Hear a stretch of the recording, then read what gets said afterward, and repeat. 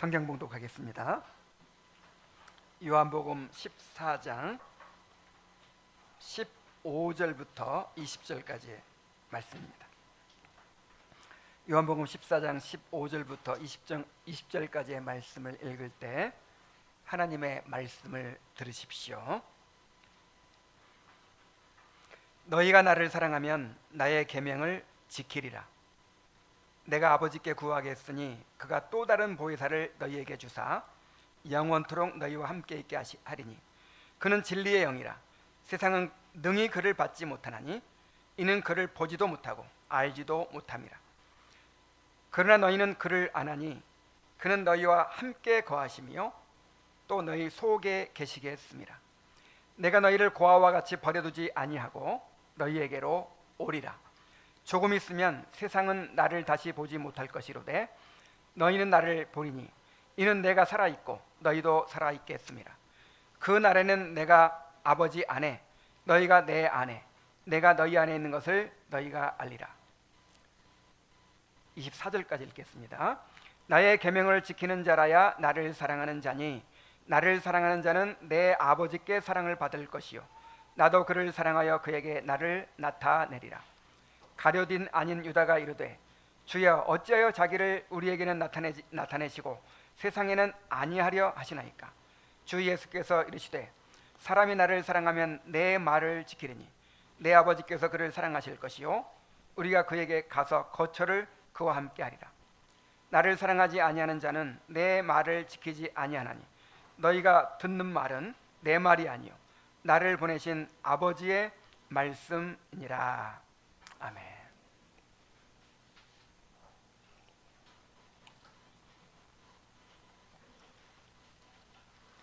주님께서는 주님이 떠나신다는 말씀을 듣고 두려움에 빠진 제자들을 위로하고 계십니다. 주님은 내가 너희를 위하여 거처를 예비하러 간다 하고 말씀하셨어요. 내가 길이요 진리요 생명이라고 하시고 나를 본 자는 아버지를 본 것이라고 하셨습니다. 그리고 너희가 내 이름으로 무엇을 구하든지 내가 행하리라고 굳게 약속하셨습니다. 그럼에도 불구하고 제자들의 마음에는 여전히 두려움이 남아 있습니다. 이제 더 이상 주님을 볼 수 없다는 생각에 그들은 마치 부모를 잃은 아이와 같은 심정이었을 것입니다. 그래서 주님께서는 내가 너희를 고아와 같이 버려두지 아니하고 너희에게 오리라고 약속하시며 주님이 육신으로 함께 계시지 않더라도 오히려 더 깊고 충만하게 주님의 임재를 누릴 수 있는 길을 제시해 주십니다. 실제로 제자들은 주님의 말씀대로 주님이 떠나신 이후에 오히려 주님의 임재를 더욱 충만하게 누리게 되었고 세상을 두려워하지 않는 그런 담대한 주님의 종들이 되었습니다. 이 약속은 오늘 우리에게도 동일하게 주어진 것입니다. 우리에게도 보이지 않는 주님의 임재를 충만하게 누릴 수 있는 길이 있습니다. 오늘 이 말씀을 통해서 그 길을 분명히 깨닫게 되시기를 바랍니다. 그리고 주님의 임재 가운데서 담대한 믿음으로 살아가게 되는 은혜가 있기를 바랍니다. 자, 그렇다면 이 땅에서 주님의 임재를 누리는 길이 무엇일까요? 주님은 너희가 나를 사랑하면 나의 계명을 지키리라 하고 말씀하십니다. 자, 주님의 임재를 누릴 수 있는 길을 지금 말씀하고자 하시는데 너희가 나를 사랑하면 나의 계명을 지키리라. 자, 이렇게 말씀하시는 거예요. 자, 이 말씀이 이 짧은 단락에서 4번이나 반복되고 있어요. 15절에서 너희가 나를 사랑하면 나의 계명을 지키리라 이렇게 말씀하셨죠. 21절에서는 역으로 나의 계명을 가지고 지키는 자라야 나를 사랑하는 자니 라고 하시고, 또 23절에서는 일반적인 원리로 사람이 나를 사랑하면 나의 계명을 지키리니 라고 하시고, 마지막으로 24절에서 부정적인 표현으로 바꾸어서 나를 사랑하지 아니하는 자는 나의 말을 지키지 아니하리니 라고 말씀하십니다. 주님의 임재를 누리는 데 있어서 이 말씀이 가장 중요한 핵심이라는 것을 알 수 있습니다. 우리가 이 말씀의 의미와 그 의도를 잘 이해해야 돼요. 이 15절부터 24절까지가 한 단락인데 너무 길어질 것 같아서 오늘은 15절부터 20절까지만 살펴보려고 합니다. 자, 일단 우리는 이 말씀을 통해서 우리가 주님을 어떻게 사랑할 수 있는지를 분명히 알 수 있어요. 여러분, 주님 사랑하십니까? 주님을 어떻게 사랑하죠? 자, 사랑이라고 하면 먼저 사랑의 감정을 떠올리죠. 사랑하면 마음이 설레죠. 보고 싶죠. 함께 있고 싶죠. 자, 이런 것을 사랑이라고 생각해요. 물론 그런 사랑의 감정도 중요합니다.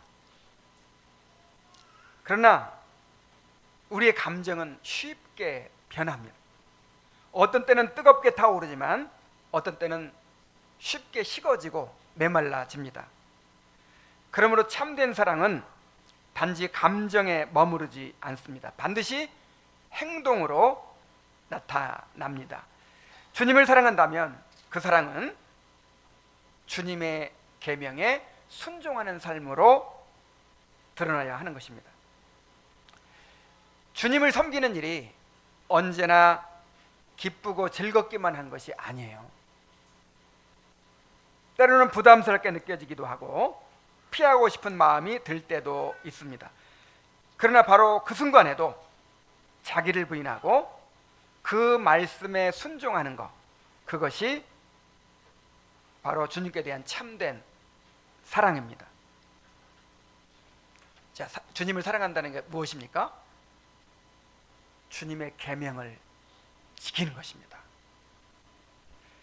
자, 그렇다면 여기서 주님이 말씀하신 나의 계명이라는 것이 무엇일까요? 나의 계명을 지키는 자가 나를 사랑한 자라고 말씀하시는데, 주님이 말씀하신 나의 계명이 뭐예요? 나의 계명은 넓게는 주님께서 우리에게 주신 모든 명령이 다 주님의 계명입니다. 그러나 문맥적으로 볼 때 주님께서 제자들에게 마지막으로 당부하신 명령들을 가리킨다고 볼 수 있어요. 그리고 그 중심에 주님께서 주신 새 계명이 있습니다. 나의 계명은 곧 서로 사랑하라고 말씀하시는 새 계명을 가리킵니다. 주님께서 그렇게 분명히 밝히셨어요. 요한복음 15장 12절에 보면 내 계명은 곧 내가 너희를 사랑한 것 같이 너희도 서로 사랑하라 하는 이것이니라. 주님의 계명이 뭐예요? 서로 사랑하라고 하시는 새 계명이에요. 자, 그러므로 나를 사랑하는 자는 나의 계명을 지키리라고 하신 말씀은 너희가 나를 사랑한다면 나의 명령에 순종하여 서로 사랑해야 된다라고 하신 것입니다. 자, 그렇다면 이 상황에서 지금 제자들의 예수님이 떠나가신다는 것 때문에 두려워하고 있고, 그리고 주님은 지금 제자들에게 육신으로 안 계시더라도 더 깊고 충만하게 주님의 임재를 누릴 수 있는 그 길을 지금 제시하는 이 상황에서 왜 사랑하라는 명령을 주시는 것일까요? 왜 그렇게 반복해서 강조하고 계신 것일까요? 자, 우리가 살펴본 대로 주님의 계명은 서로 사랑하라는 것이죠. 자, 그런데 이 사랑은 단지 인간적인 사랑을 말하는 것이 아닙니다. 뭐 불쌍한 사람 도와줘라, 그런 사랑이 아니에요. 물론 세상에 나가서 이웃을 사랑하고 섬기는 것도 필요하지만, 여기서 주님이 강조하시는 사랑은 성령으로 거듭나서 그리스도의 몸된 교회를 이룬 성도들의 영적인 사랑이요, 언약적인 사랑입니다. 다시 말하면 이 사랑은 주님의 몸된 교회를 향한 사랑이에요. 여러분, 우리가 성경에서 서로 사랑하라, 형제를 사랑하라, 이런 말씀들을 볼 때 뭘 생각해야 되겠습니까? 나와 관계를 맺고 있는 어떤 사람, 물론 다 포함이 되지만 1차적으로 교회를 생각해야 되는 거예요. 교회를 사랑하라는 말씀이에요. 성도의 교제를 생각해야 돼요. 이 사랑은 단지 서로에게 친절을 베푸는 것만이 아니라 서로의 모습에서 그리스도의 형상을 바라보고 하나님께서 행하신 일을 바라보며 기뻐하는 사랑입니다. 사랑에는 두 가지가 있다고 했죠. 고통 가운데 있는 사람을 불쌍히 여기는 자비의 사랑이 있고, 서로 안에서 선과 아름다움을 발견하고 기뻐하는 만족의 사랑이 있습니다. 자, 이 땅에서는 우리가 다 연약하기 때문에, 고통 가운데 있기 때문에 자비의 사랑이 필요해요. 근데 천국 가면 자비의 사랑이 필요할까요? 안 필요할까요? 자비의 사랑은 이제 필요가 없어요. 삼위 하나님께서 서로를 불쌍히 여기는 그런 사랑 할까요? 서로 안에서 아름다움을 발견하고 선함을 발견하고 영광을 발견하고 기뻐하는 사랑이에요. 우리도 이제 그런 만족의 사랑만 하게 될 것입니다. 그러므로 주님께서 서로 사랑하라고 명하신 것은 단순한 윤리적 명령이 아니라 성령 안에서 이루어지는 성도의 교제, 즉 이 땅에서 하나님 나라를 미리 살아가라는 부르심이에요. 주님은 자신이 떠나시더라도 제자들이 주님과의 사랑의 관계가 끊어지지 않고 계속 유지될 수 있는 길로서 이 계명을 말씀하신 것입니다. 주님은 더 이상 육신으로 이 땅에 계시지 않지만 이 땅에는 주님의 몸된 교회가 있습니다. 교회는 주님의 생명이 살아 역사하고 주님의 성령이 내주하시는 그리스도의 몸입니다. 이 교회에는 주님께서 임재하심을 나타내는 표지들이 있고 은혜를 베푸시는 수단들이 있습니다. 그러므로 우리는 이 공동체 안에서 서로를 사랑함으로 주님을 사랑할 수 있어요. 그리고 서로를 사랑하는 가운데 주님의 사랑을 누릴 수가 있습니다. 주님은 이것을 반복해서 강조하셨어요. 21절에서 나의 계명을 지키는 자라야, 여기서 나의 계명이 뭐라 그랬죠? 서로 사랑하라. 서로 사랑하는 자라야, 이 교제 가운데, 성도의 교제 가운데 거하는 자라야 나를 사랑하는 자니, 나를 사랑하는 자는 내 아버지께 사랑을 받을 것이요 나도 그를 사랑하여 그에게 나를 어떻게 하리라? 나타내리라. 요한복음 15장 10절에서도 내가 아버지의 계명을 지켜 그의 사랑 안에 거하는 것 같이 너희도 내 계명을 지키면 내 사랑 안에 거하리라. 제자들이 지금 두려워하는 게 뭐예요? 주님이 떠나가시면 이제 주님과의 그 사랑의 관계가 끊어지는 것입니다. 그런데 너희가 나의 몸된 교회 안에서 서로 사랑해라. 그러면 너희들은 나를 사랑하고 또 나의 사랑을 누리게 될 것이다. 나의 임재를 누리게 될 것이다. 이렇게 말씀하고 계시는 거예요. 그러므로 우리가 주님의 임재를 누리기 원한다면, 주님의 사랑을 누리기 원한다면 주님의 몸된 교회를 사랑해야 합니다. 하나님 사랑과 교회 사랑은 결코 분리될 수가 없어요. 교회를 사랑하지 않으면서 참으로 주님을 사랑한다고 말할 수 없습니다. 요한복음 4장 20절로 요한 1서네요. 요한 1서 4장 20절로 22절에 보면 누구든지 하나님을 사랑하노라 하고 그 형제를 미워하면 이는 거짓말하는 자니 보는 바 그 형제를 사랑하지 아니하는 자가 보지 못하는 바 하나님을 사랑할 수 없느니라. 우리가 이 계명을 주께 받았나니 하나님을 사랑하는 자는 또한 그 형제를 사랑할지니라. 우리가 하나님과의 사랑의 관계 안에 거하고 있는지는 결국 성도의 교제를 통해서 알 수 있어요. 형제를 사랑하는 삶을 통해서 드러납니다. 다시 말하면 형제를 사랑하는 것은 하나님 사랑의 열매일 뿐만 아니라 그 사랑을 실제로 누리는 길이기도 합니다. 그의 몸된 교회를 사랑함으로써 주님을 사랑하시기 바랍니다.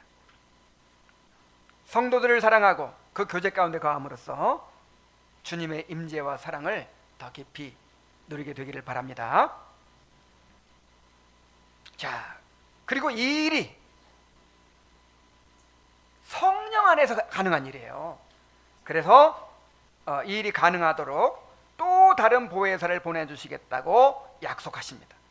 자, 16절부터 보면요, 내가 아버지께 구하겠으니 그가 또 다른 보혜사를 너희에게 주사 영원토록 너희와 함께 있게 하리니 그는 진리의 영이라 세상은 능히 그를 받지 못하나니 이는 그를 보지도 못하고 알지도 못함이라.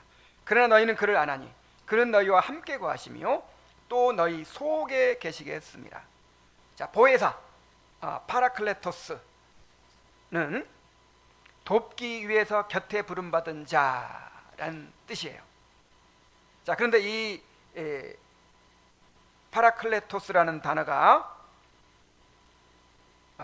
성경에서 우리말 성경이나 영어 성경에서 어떻게 번역되고 있습니까?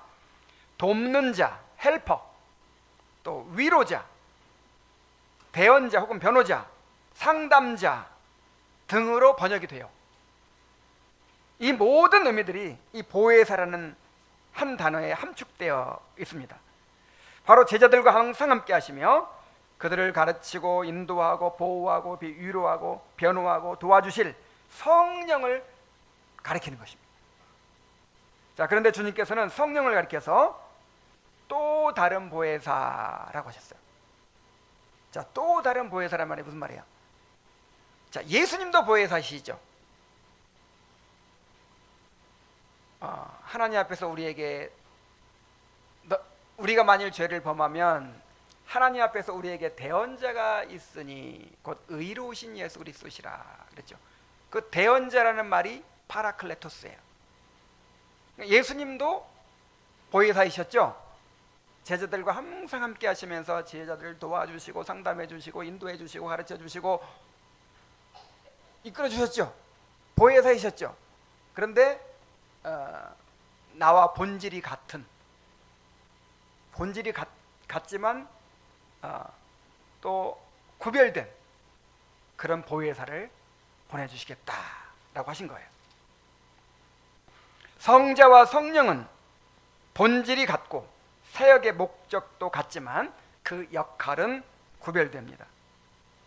그리스도가 구속을 이루시고 이제 하늘로 올라가시면 이제 성령께서 오셔서 그리스도께서 이루신 구속을 택한 자들에게 적용하시는 사역을 이루십니다.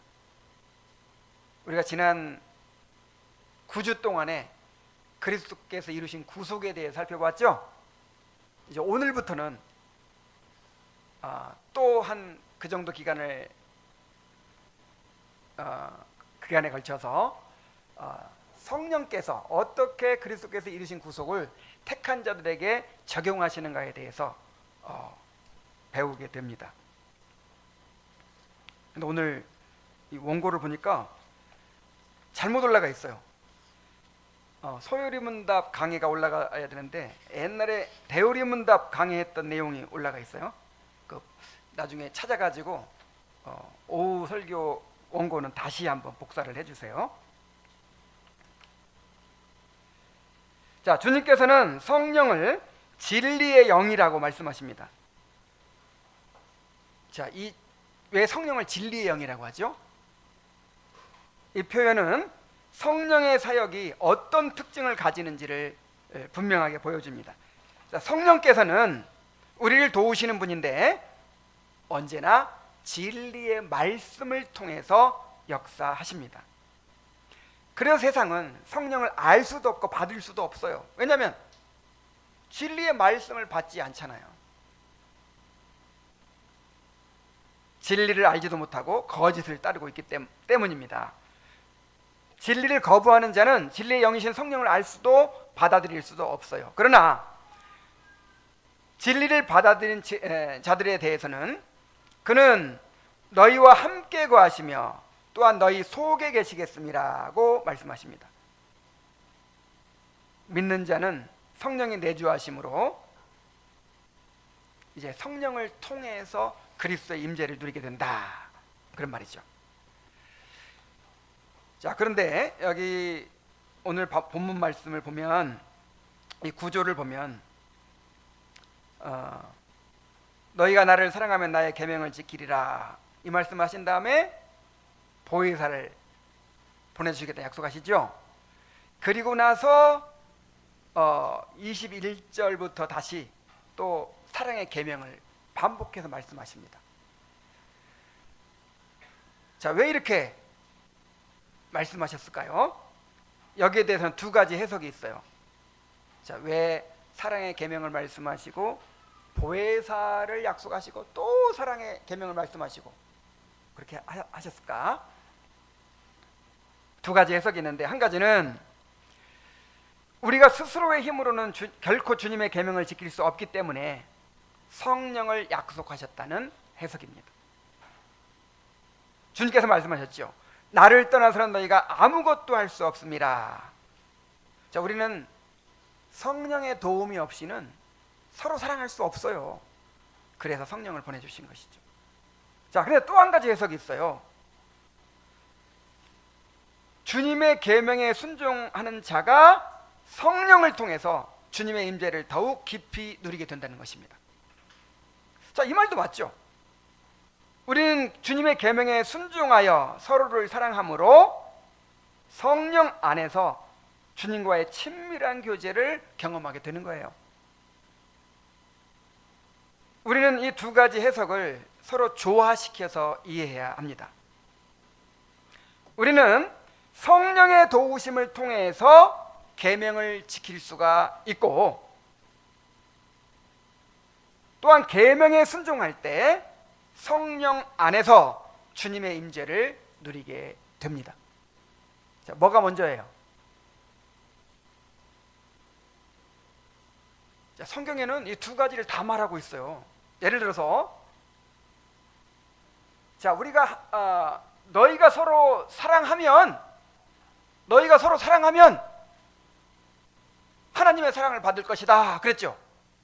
어느 때는 하나님을 본 사람이 없을 때 우리가 서로 사랑하면 하나님은 우리 안에 거하시고 그의 사랑이 우리 안에 온전히 이루느니라.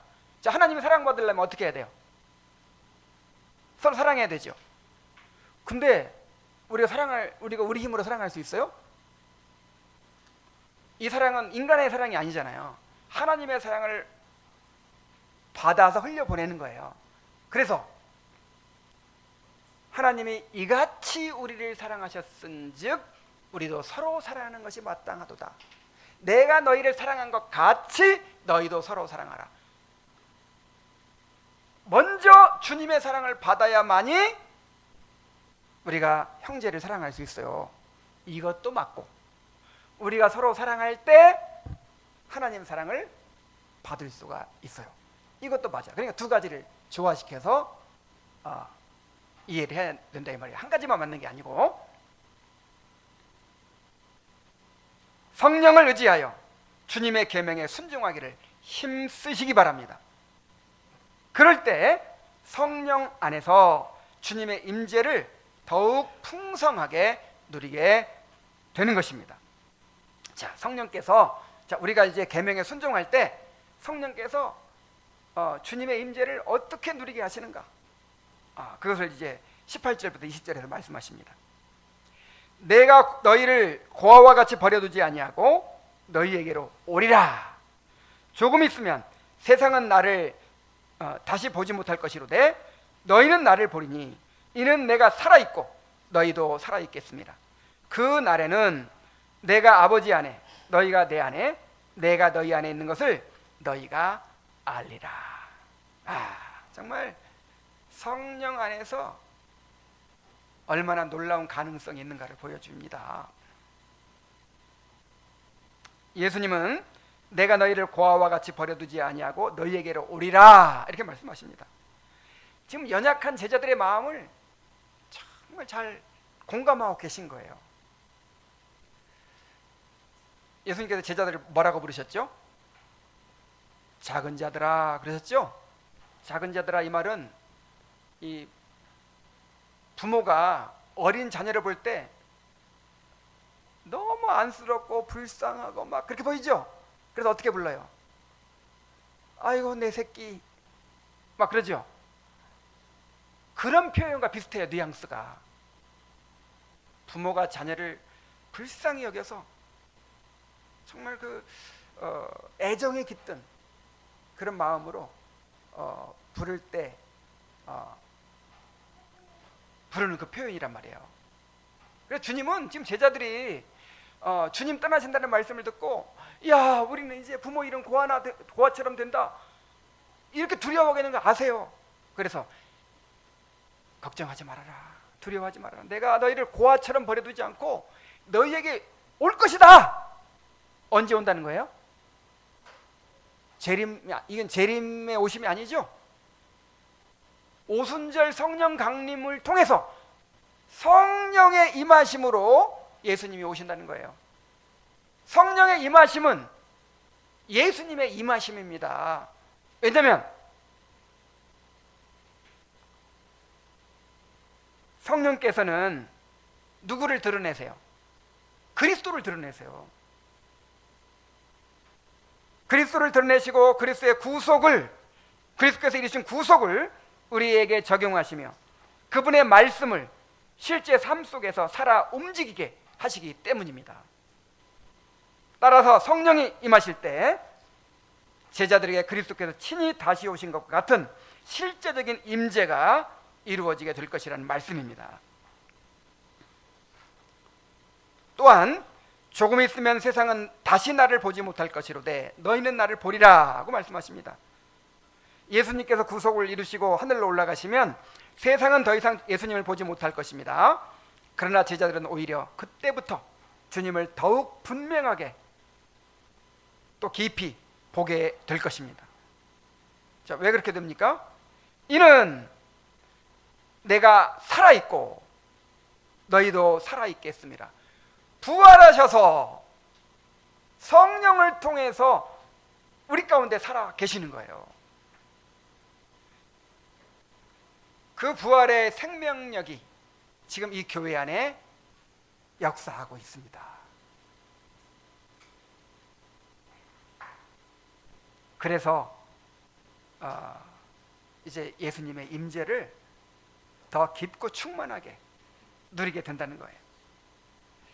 자, 그리고 그 날에는 내가 아버지 안에 너희가 내 안에 내가 너희 안에 있는 것을 너희가 알리라 하고 말씀하십니다. 여기에 기독교 신앙의 중심을 이루는 두 가지 신비한 연합이 언급되고 있어요. 여러분, 이 두 가지 연합을 잘 이해하고 경험해야 온전한 신앙이 됩니다. 이게 기독교 신앙의 본질적인 요소가 되는 거예요. 자, 두 가지 연합. 첫 번째 연합은 뭐냐면 자, 내가 아버지 안에라는 말씀인데 성부와 성자 사이의 본질적이고 완전한 연합, 곧 삼위일체 하나님의 영원한 연합을 의미합니다. 둘째로 너희가 내 안에 내가 너희 안에 라는 말씀은 그리스도와 믿는 자 사이에 그 생명의 연합을 의미합니다.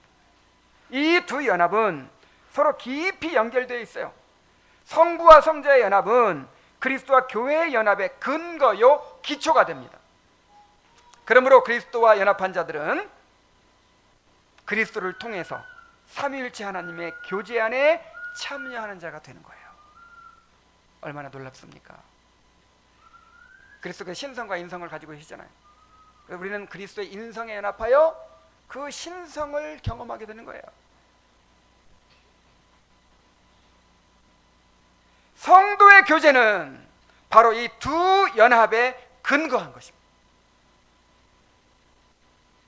삼위일체 하나님의 연합이 그리스도와 교회의 연합의 근거가 되고 그리스도와 교회의 연합이 성도의 교제의 근거가 되는 것입니다. 야, 그래서 여러분 이 성도의 교제를 정말 이 성도의 교제가 얼마나 놀라운 것인지를 알아야 돼요. 요한일서 1장 3절에 우리가 보고 들은 바를 너희에게도 전파함은 너희로 우리와 사귐이 있게 하려 함이니. 이 사귐이 교제죠.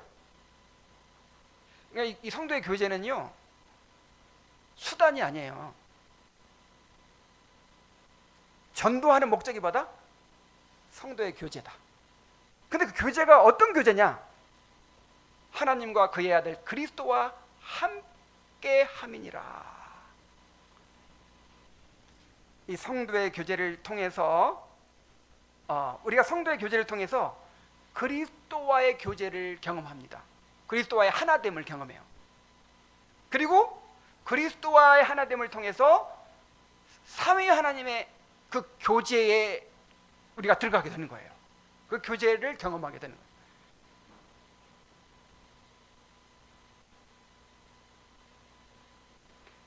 주님께서는 그 날에는, 즉 성령이 오시면 제자들이 이 진리를 단순히 머리로 아는 것이 아니라 실제로 깨닫게 누리게 될 것이라고 실제로 깨닫고 누리게 될 것이라고 말씀하십니다.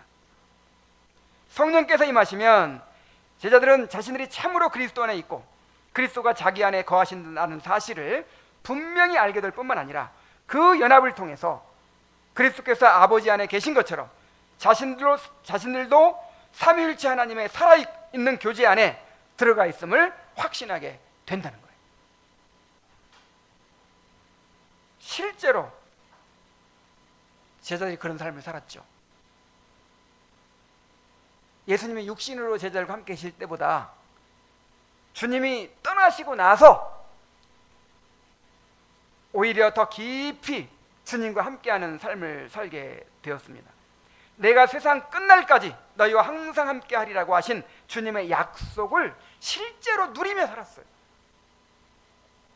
우리도 이렇게 주님의 임재를 누리며 살아야 합니다. 머리로만 아는 것이 아니라 성령을 통해서 그것이 실제로 누리는 것이 되어야 돼요. 여러분, 신약 성경을 보면 이 교회가요 삼위 하나님께 이렇게 둘러싸여 있어요.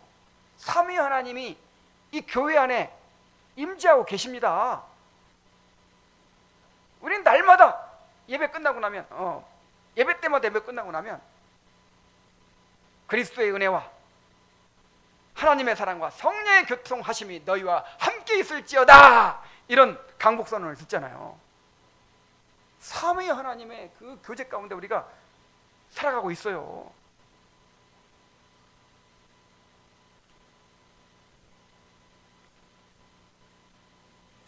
이 모든 것은 성령께서 우리 안에 거하시며 그리스도를 드러내실 때 비로소 실제가 됩니다.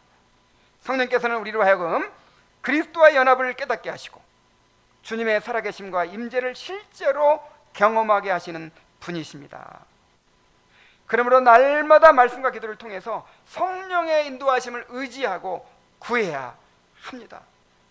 여러분, 우리가 성령을 구하죠. 부흥을 구하죠. 그 이유가 뭐예요?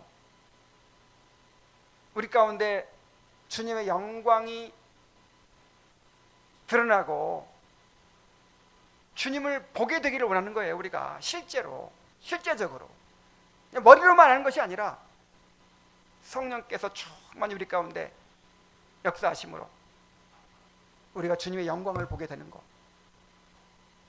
주님이 우리 안에, 우리가 주님 안에 있는 것을 우리가 실제로 알게 되는 것, 이게 부흥이에요. 그리고 이 일에 성도의 교제가 얼마나 중요한지를 여러분 깊이 깨닫게 되시기를 바랍니다.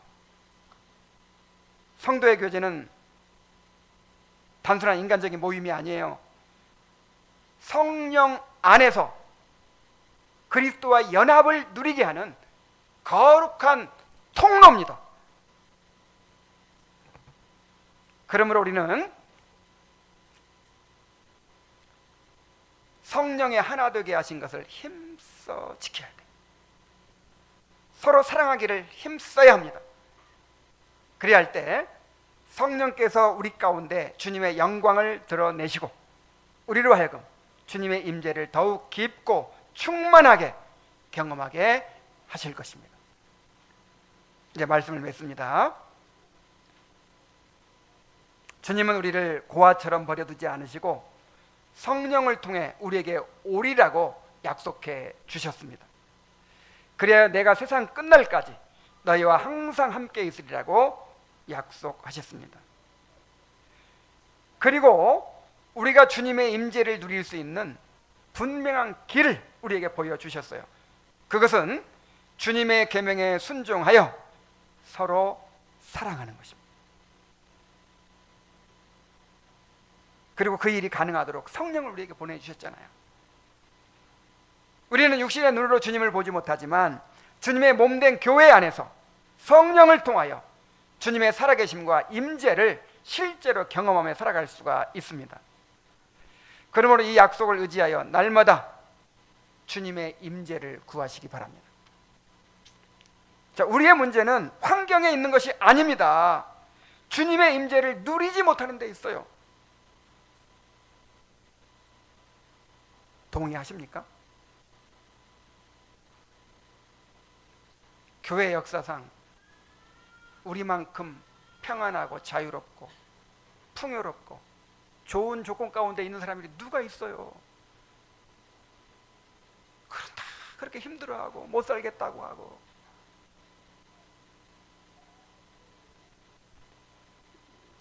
도대체 어느 정도 완전한 환경을 바라는 것입니까? 완전한 조건을 바라는 것입니까? 우리의 문제가 뭐예요? 주님의 임재를 누리지 못하는 데 있어요. 그래서 바울 사도가 성도들을 위해 기도하면서 이렇게 기도했어요. 믿음으로 말미암아 그리스도께서 너희 마음에 계시게 하옵시고. 여기서 그리스도 계신다는 것은 존재적으로 계신다는 게 아니죠. 실제로 우리가 그렇게 경험하는 걸 말하는 거예요. 믿음으로 말미암아 성도들의 삶 속에서 그리스도가 계시게 해달라고 그렇게 기도했어요. 핍박받지 않게 해달라고 기도하지 않고, 경제적 어려움에서 벗어나게 해달라고 기도하지 않고, 그리스도께서 계시게 해달라고. 우리가 그리스도와 연합된 사람들인데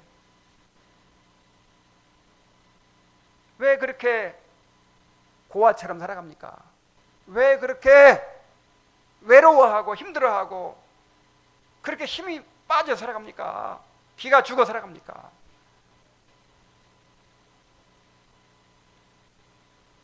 이 약속을 붙들고 순종하십시오.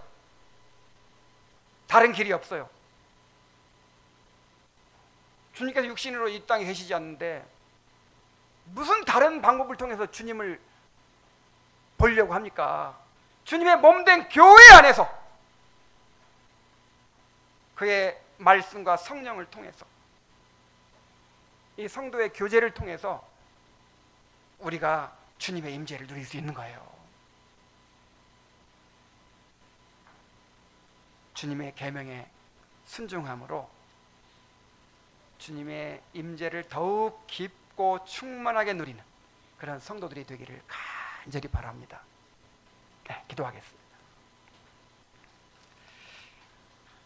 하나님 아버지, 오늘 우리에게